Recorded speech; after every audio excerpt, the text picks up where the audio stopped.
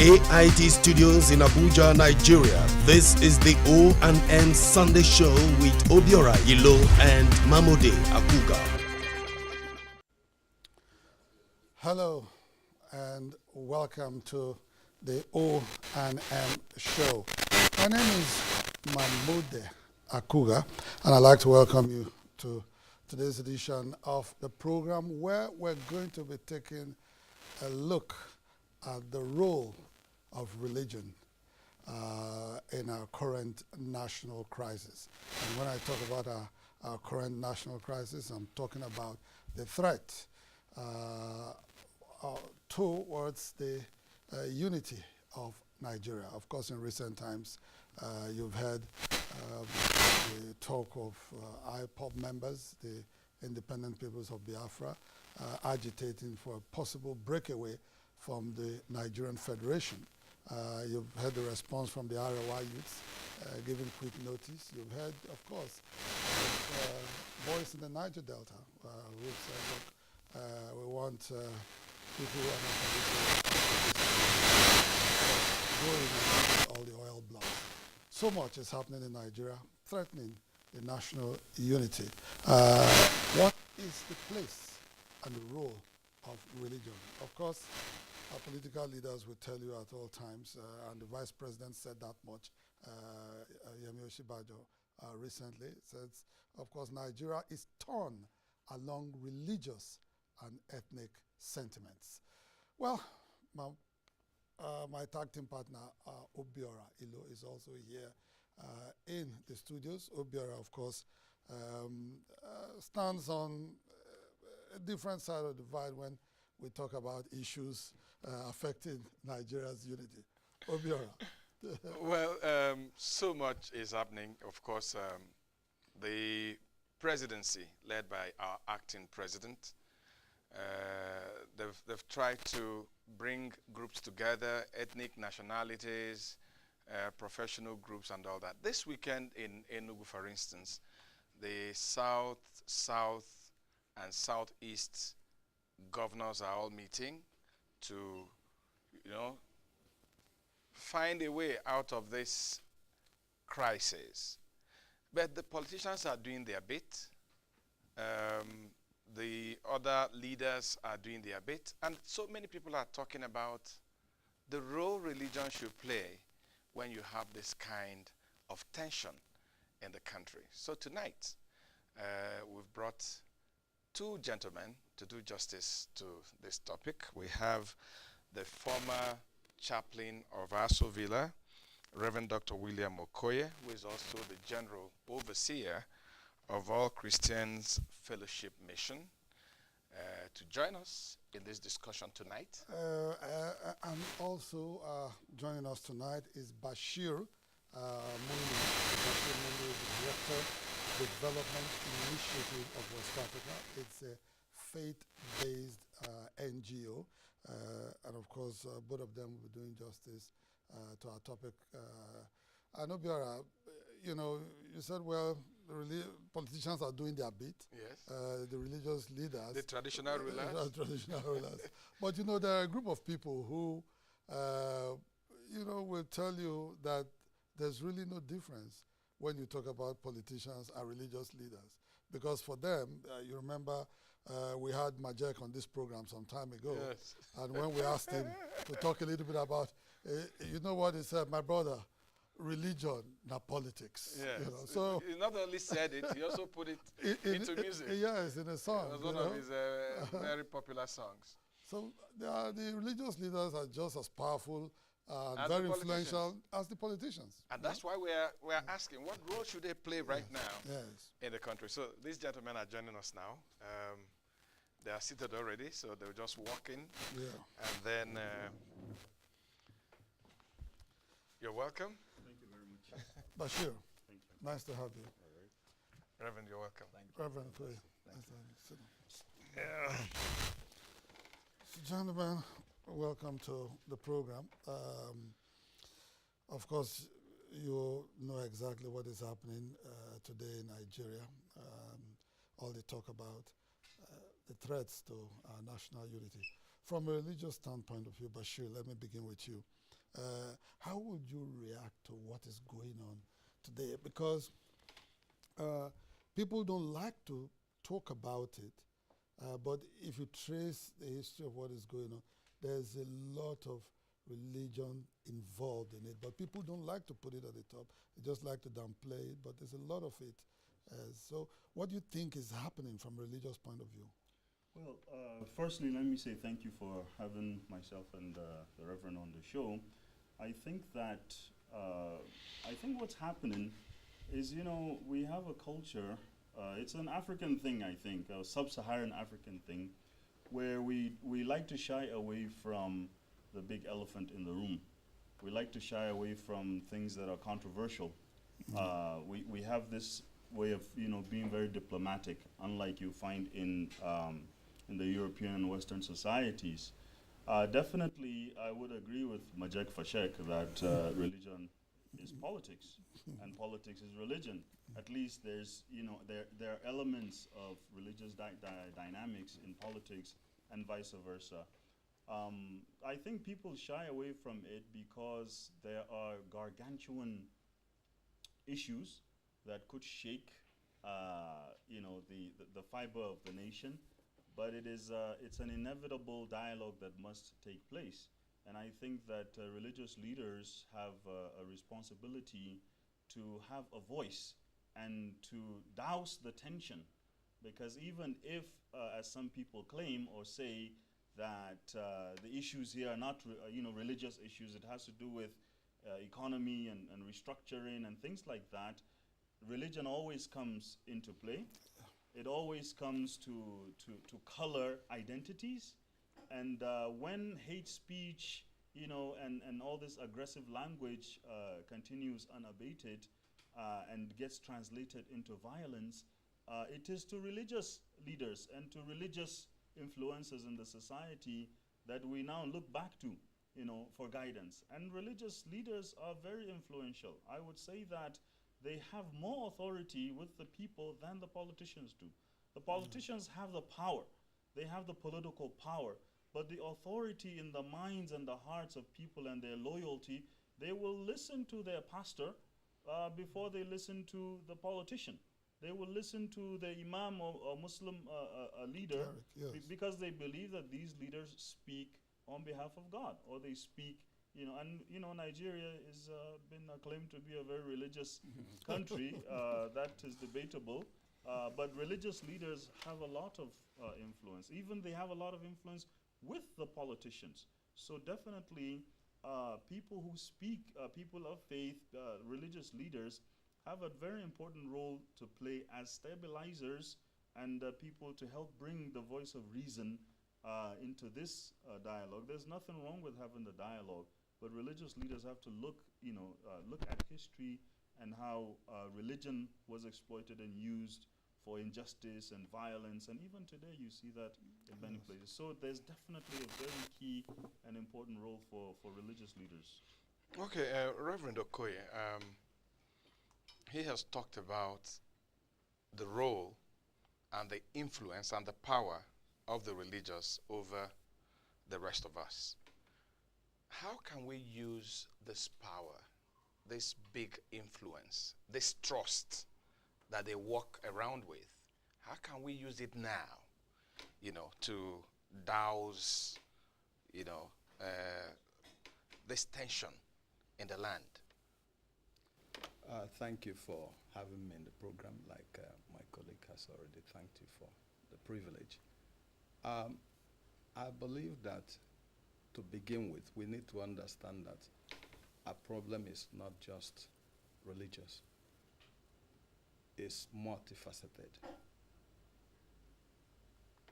And to address some of these challenges, like you did mention, the commendable effort of the acting president and our leaders, trying to bring our leaders from different parts of the country together to reason together. I believe that that's commendable, but that is temporary. We must be honest with ourselves. And if we are going to address these problems in such a way that we minimize and possibly eradicate this kind of challenge coming up again and again, we must look at the issue of justice and fairness. I've had a lot of people say religious people should preach peace, should preach peace. And I say that I'm expecting that one of these days, these politicians will give us an outline of what to preach from the pulpit. You cannot have peace where there's no justice. I have read a lot of books over the years, and I discovered that in virtually all major religions in the world, there's this thing we call the golden rule. They're all there, whether in Christianity, Islam, and so on. The golden rule is there. If we will just simply observe the golden rule, people of every religion, that will solve our problem. Treat others the way you want to be treated. Because when you talk about religious people having influence, which is correct to some extent, because some of these politicians we are talking about, they are religious people. They go to church, they go to mosque. But at the end of the day, when you see some of us behave, you'll be wondering whether we are actually religious. Because if we are as religious as we should be, our nation will not be what it is today. But what I'm trying to say is that to address the problem we have currently in this country, we must be holistic in our approach. Because there are underlying issues that need to be addressed in order to have lasting peace in our country. Okay. Let me still take us back a little bit to deal with, cause. When I said earlier that, people like to downplay the religious aspect to whether it's a political crisis or whatever, but it's really at the center if you go down and do your research properly. When people talk about, even when you talk about power, there's been only once, in our nation's history where, to a large extent, people didn't care about the religion of the people who sought to lead us as a people. And that will be the election of MKO Abiola and Babagana Kingebe, the two candidates as well, the principal candidate and running mate, both belong to one religion. And you know, of course, what happened to that election. It was shut down, and it never came to, even though it's described as the freest and fairest election in our history. So if today you want to do anything, no matter the political party you belong to, whether it's which of the parties, you still find that they all have to put into consideration, the religious sentiments of people who, are in there. Now, the agitations that we have now that are ongoing, a lot of it is driven from activities, that have been happening. And some of those people who talk about what is happening are quick to mention the fact that, they are not enjoying that kind of peace, as it were, from people of the other religion. Now, between, for instance, Christians and Muslims. You know what has been happening, whether it's Boko Haram in the Northeast, who some kind of religious militants, as it were. You come down home, the Fulani herdsmen that, of course, they belong to another religion. And people like to situate those things. The Chibok girls, for instance, the school that was invaded was a Christian school. All the girls that were picked up were you know, Most of them. most of them were Christians. And the reaction was that they have been converted, you know, under duress, not of their own volition. They've been converted under duress to become Muslims and that kind of. So as a Christian cleric, when you see things like this happening in your nation and people are saying, no, we can't possibly live with these people anymore, how does that, you know, hit you? It's painful and it's unfortunate. Some of us, for instance, my first book I wrote in 1985, the title was The Role of the Church in Nation Building. And since that time, by the grace of God, I've worked seriously in this direction, because I believe that if we can only help our Christian brothers and sisters, just to begin with, us as Christians, to be Christians indeed and practice what the Bible teaches, it will go a long way to moving our nation forward. And like you just said, the problem we have had over the years, you know, leadership, authentic leadership is based on trust. If people trust you, they'll follow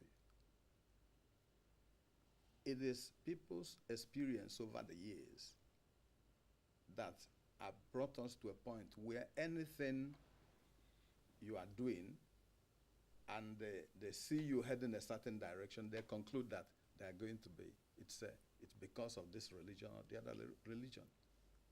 If we have if we have done things right the way they should be done. You just mentioned an election that was conducted when you had 2 Muslims and they were elected. I was preaching, was it last week, on living by the higher values of life. That we shouldn't only be concerned about providing food, clothing, and shelter, which are the basic necessities of life, which these developed countries have taken for granted. Because these values do not drive development, but they are basic. We have to meet those needs. But we have to live by higher values of sacrificial living for the good of others, the good of society, love, integrity. These are values that drive development. But when you have leaders who don't understand what leadership is, and they get to political office with that parochial perspective, parochial way of looking at things and doing things. They get there, they will first of all look at their immediate family, how they will favor their immediate family at the expense of others, how they will favor people of their religious persuasion more than others. When you have those kind of leaders, they create this kind of tension. I was just talking the other day about corruption. When we talk of corruption in Nigeria, we are so narrow in our definition of corruption. Nepotism is the mother of corruption. A situation where you use public office, power, for your personal gain or gain of those around you, that's the if you look at UN's definition of corruption, that's number 1 in the list. So when you have leaders who are leaders, like in Singapore, in other nations that are developed, they don't care whether you are a Christian or Muslim. The important thing is that whatever you're entitled to, you get it. So we missed a major opportunity to de-emphasize religion, even in our politics and, you know, in our national life. Yes, life. Because the Abiola election will have gone a long way to de-emphasize religion as being necessary. Oh, it must be a mixture. You must have this. That election will have thrown up merit rather than religion. I don't know, Bashir. Yeah. Just before you do, Bashir, you know, justice has no religion. Yeah. Fairness, you know, development. And when we look at issues like Boko Haram, Yes. when they started their activities, And even now, they never restricted it to either Christians or Muslims. When you talk about the herdsmen, they attack Muslims and they attack Christians. But like Mambode said, it's easier for us, as Reverend said, it's easier for us to look for those negatives and try to latch to those ones as reasons for what is happening. How can we use religion in the education of our people about the values of unity, peace, fairness, and all that? Is it because we've abandoned these teachings in primary schools, in secondary schools? Where did we go wrong, and how can we start getting it right so that the orientation? Well, I think, firstly, we have, in our practice of religion, in our definition even of religiosity or godliness, we have really, really narrowed it to issues to do with the concept of God and salvation, and it's up there. We have totally cut away, like the Reverend said or alluded to, the other aspects of religion, that the core of faith, like the Quran says, for example, that you should be steadfast in standing for justice.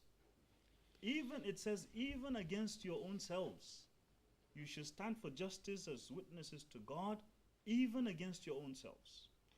The Prophet of Islam, he declared, for instance, that anyone who fights or who calls or who campaigns for tribalism, the word that he used in Arabic is asabiya, which will say racism or tribalism. Anyone who calls for that is not part of us. Anyone who dies in that path is not part of us. Anyone who fights in that cause is not part of us. They asked him, what is this racism or tribalism?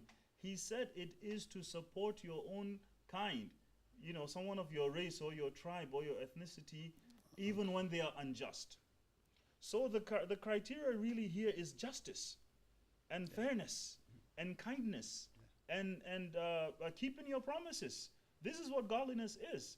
I was saying earlier we're called the most religious country in the world, because most Nigerians believe in God and all of these things, and we're very enthusiastic about religion, and we don't like our religion being anything negative being said about it, and we react very emotively. But the same Nigerian will walk out of the church on Sunday or walk out of the mosque on Friday, and what does he do?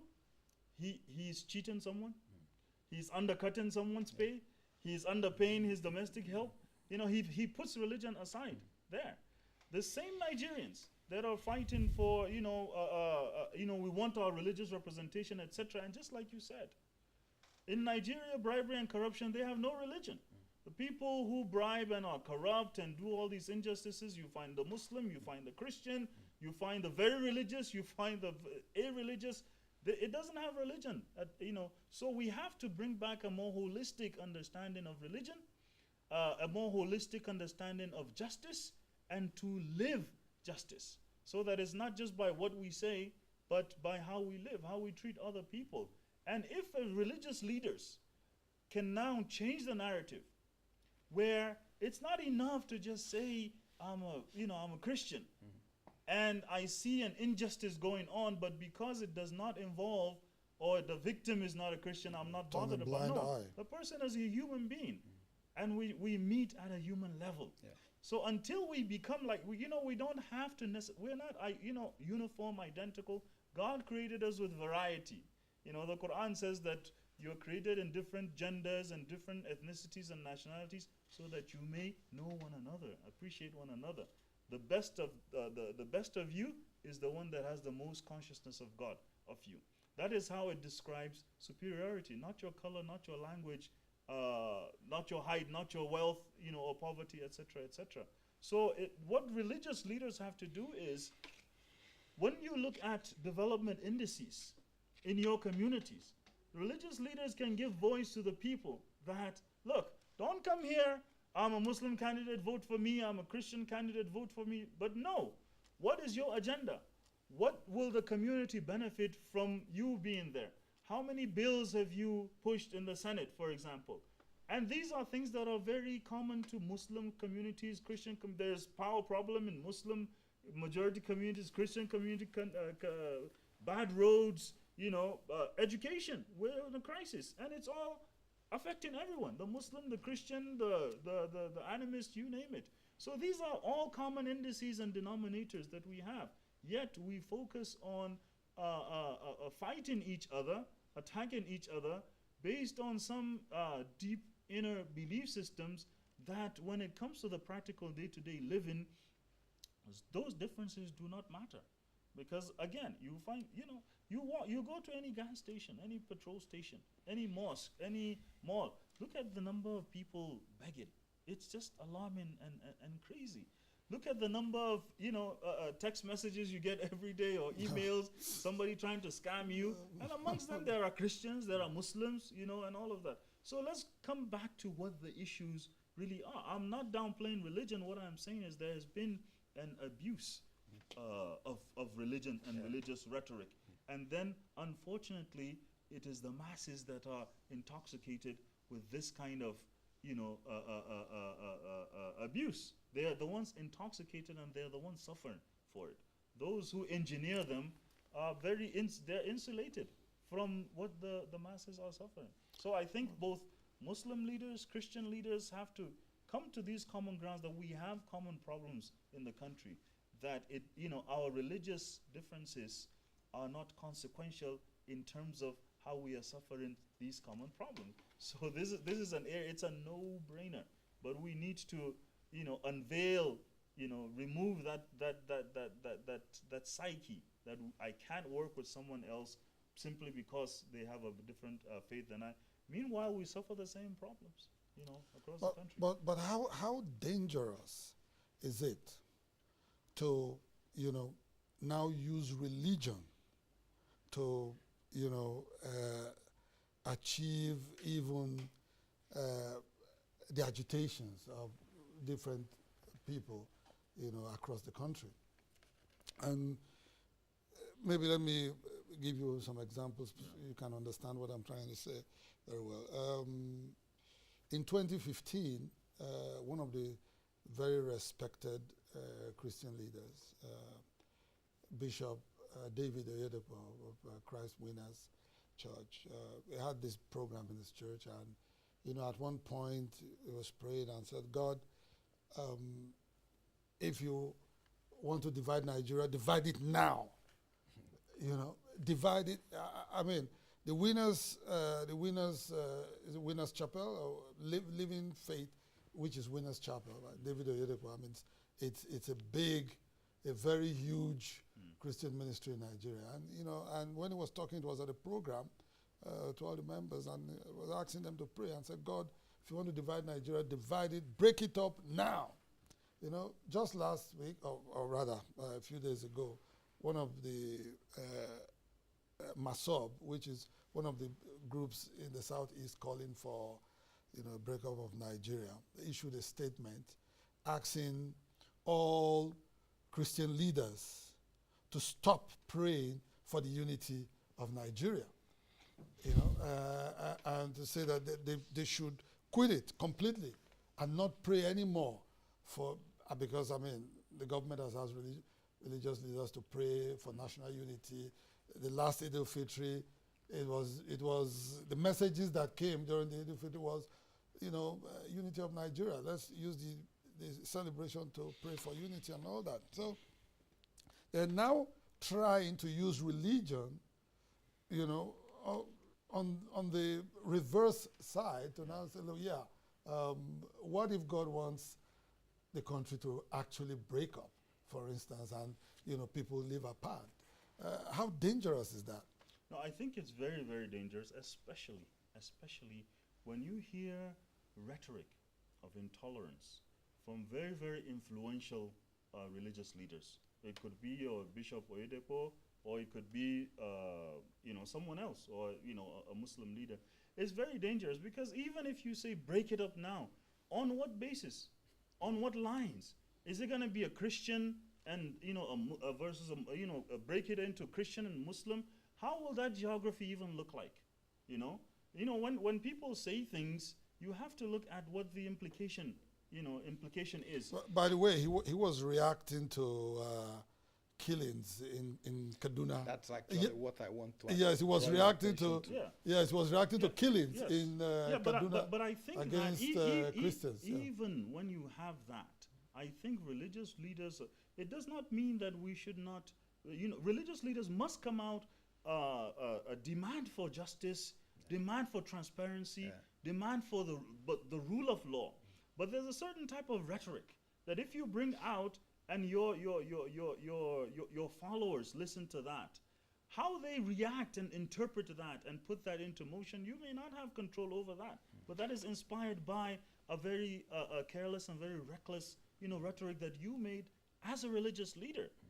You can put the religious leaders have the authority and they have the position to be able to put the government on the spot, put more pressure on the government to take things more seriously, like this current agitations going on in the country. It is my belief that the government can do a lot more, a lot sooner than it is actually doing. And I think religious leaders can actually fuel that. But I think that when the religious leaders now, if there's a small fire or some smoke and they put petrol on it, it is very incendiary. And before you know it, if you look at what happened in Rwanda, what happened in Bosnia, what's happening in Myanmar right now, where you have these kind of clashes based on tribes and religions and all of that, it is the religious leadership, whether they're Buddhist or Christian, in the case of Rwanda, maybe one sect against the other, etc. They fueled that. And at the end of the day, they still had to come back to a round table. But between then, so much destruction. So much destruction. I mean, in Rwanda, almost about 1 million people killed in about 6 months. Can you believe it? So why do we have to go through that in order to still come back to the round table? There are differences, no doubt. There are a lot of issues in Nigeria that need to be discussed. That need, yes, somebody said we are a marriage of convenience or inconvenience, if you will. Awolowo was quoted to have said that Nigeria is just a geographical expression. Yes, it may have been that. It may have been put together by the colonialists. But the reality today is that Nigeria is. And if we need to renegotiate, the terms of Nigeria, there's a way for us to be able to do that in a peaceful manner without necessarily blood being shed, without people being alienated or being driven out of places that they have known as home for how many generations now. It is unnecessary. We need to learn from history. And I think it's one of the things that I think religious leaders need to push is that history should be reintroduced back into our curricula, because it is the loss of that partly that is accounting for all of this agitation. When you these young people, I mean, I consider myself young too anyways, but it seems that we have very short memories, or we take it very lightly. What happened in the 60s in Biafra, etc., we take it very lightly, or these young people a lot take of it them very didn't lightly. see it. So So I think that is what religious leaders ought to do. I think that religious leaders must know and appreciate the kind of power that they have. Doctor, you wanted to weigh in into this? Yes, I think he made a very important point in the process, that some of these reactions are frustrations. But as leaders, we must know that we are occupying very responsible positions, and allow God to help us, no matter how provoked we are, to say things the way they should be said. I believe, like you have rightly pointed out, that we are called, first and foremost, as religious people, to preach justice, to preach fairness, to preach the truth. But the Bible says we should speak the truth in love. In other words, we should not be destructive or criticize destructively, but constructively. So it doesn't amount to compromising what you know to be the truth. Like no matter what our religious people preach or teach, if our political leaders continue to overheat the system by behaving in such a way that no matter what you say to them, they will keep on going in a way that provokes people. No matter what you preach in the church, nobody will listen to you. Because they can see what's going on there.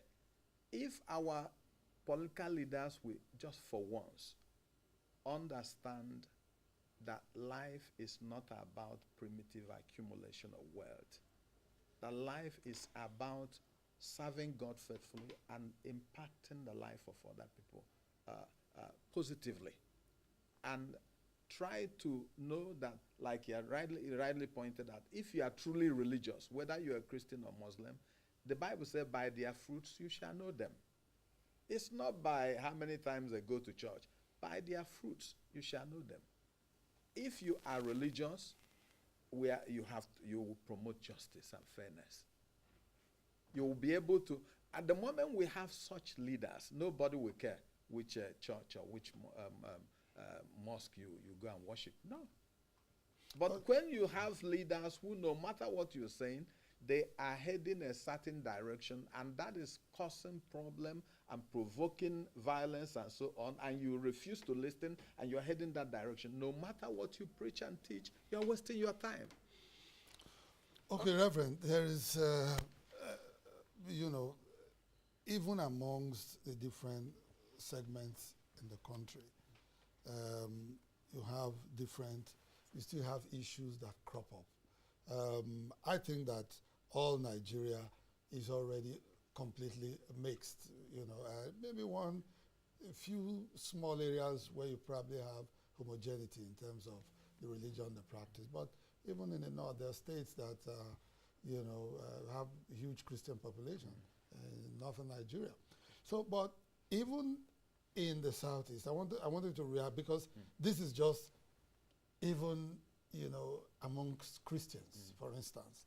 The leader of IPOB, the Independent Peoples of Biafra, Nnamdi Kanu, is on record to have said to people of Southeast extraction, so those of you worshiping, Redeemer's Church, Winners Chapel, and all those churches that are superintended over by, people from the Southwest. He referred to those Southeasterners very uncomplimentary, very abusive words, and urged them to get out of those churches and, move into churches, that are headed by people from the South. So where do we draw the line, really? Ethnicity, religion? One of our problems in Nigeria is that we are all experts in almost every field. Everyone claims to be an expert, knows everything. Recently, some press men came to interview me about the state of the economy and what I think is the solution. I said we must avoid being simplistic when we talk about some of these things. There's no one solution, one answer to the problem of the economy. I said, to begin with, I'm not an expert, I'm not an economist. So I'm not in the position to tell you what we can do to address the economic challenges we have. But from the religious point of view, I can say that if people are God-fearing, and they will not be corrupt, so that whatever money we have can be applied to development. From the religious point of view, that if you promote the idea of treating others the way you want to be treated, it will affect whatever experts we put together. By the time you put that together, it will take us somewhere. So what I'm trying to say is that the young man you mentioned now has no basis whatsoever. It's not a religious leader. What does he know about Christianity? He says he's a Jew. Okay, so if he's a Jew, he should leave us who are Christians alone. How do you Christian Jews?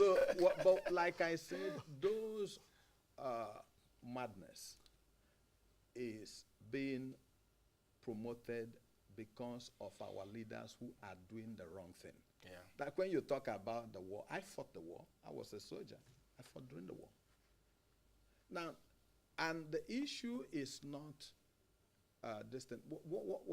I think it was a former governor of Kaduna State, Alhaji Balaba Musa, that made a very wonderful point the other day. He said that less than 10% of Igbos want Biafra. Most people, they don't want. Now, all they are asking for is justice and fairness. To be treated Yes, that's all. fairly. And when we do that, it will be easy to control those who are promoting that extreme tendencies. But when you fail to do that, they capitalize on that and keep on promoting these Divisive. questions. Okay, let me ask both of you something I've heard people talk about. A lot of people say that our religious leaders are not tying the biblical injunctions and teachings and experiences to the dynamics of modern times. You know, like the values of justice, fairness, you know. They still tell us about parables. They spend an entire day in church talking about parables that took place like 2,000 years ago and not relating it to today's world. The same thing with the Muslim leaders, that there must be a new language that, you know, that links Application. yes, with what is happening today in our world, that links with anti-corruption, that links with good governance. But there are examples in the Bible, but using language that makes it dynamic with today's world. Do you agree that probably the religious leaders should be more dynamic in their teachings? Well, let me say that I absolutely agree with that. If you look back in history, all of these prophets that were sent to come and warn the people and to give them glad tidings, they were sent to their people. They were sent at specific times. They spoke the language, you know, of the people. They spoke the language of the time. Of that time. And if religious leaders don't speak the language of the time, what you have is they lose their flock. Just as you see, for instance, in many parts of Europe now, you go to the churches, all you find are the old people and their grandchildren. You know, the flock is lost because they've lost some touch with the There's society. no connect. Yeah, that's just one reason. I mean, another, of course, has been the rise of atheism and a very aggressive secularism that comes to just make nonsense of anything that is of God. So I agree with you absolutely, and I think this is a good platform, you know, for media as well as organizations, as well as just the society generally, to up the standard of the kind of delivery or service that they get, service in terms of religious leadership and, you know, and connection and connectedness with the youth. Nigeria's population is about 60 or 70% youth. So when you have someone, an imam, come in and, you know, you're talking about things that they really cannot connect with, you are not in a position to be able to advise them because you don't even understand their world. Same thing, you know, with Christianity. So I think that is very important, and the good thing is that there will be natural selection in that sense.